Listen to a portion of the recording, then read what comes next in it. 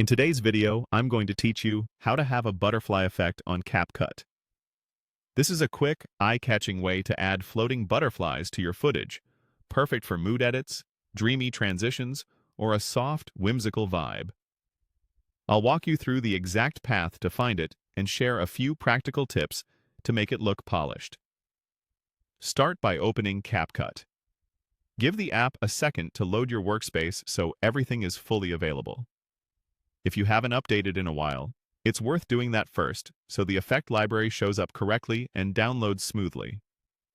Next, add your video to the timeline. You can import a clip from your device or your media library. Make sure you're working in the aspect ratio you want for your final edit, like 9:16 for vertical or 16:9 for horizontal, so the butterflies sit where you expect them to. If your clip is longer than you need, feel free to trim it now so you're not styling extra footage later. Now, click on Effects. This is where CapCut groups visual effects you can layer over your clip. When you open Effects, you'll see categories and a preview panel. Hover or tap on an effect thumbnail to get a sense of how it behaves. Keep an eye on the timeline too. Effects usually add a separate layer that you can lengthen or shorten to match your clip.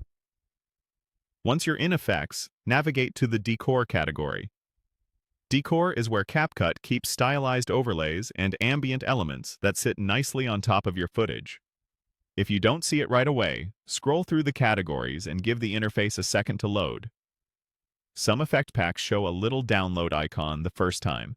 Click it to fetch the files so they'll preview and apply correctly.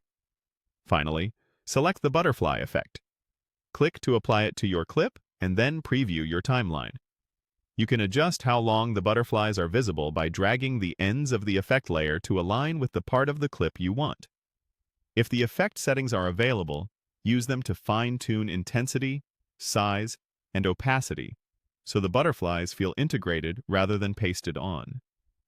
Subtlety usually looks more cinematic, especially if your footage already has a lot going on. If the default placement crowds your subject, nudge the effect layer timing so the butterflies appear during calmer moments in the shot. And remember, a quick playback check at normal speed helps you catch any jittery motion or overlaps.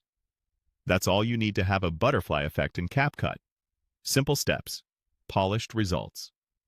Try it on a short clip first, dial in your favorite look, and reuse those settings across your edits for a consistent style.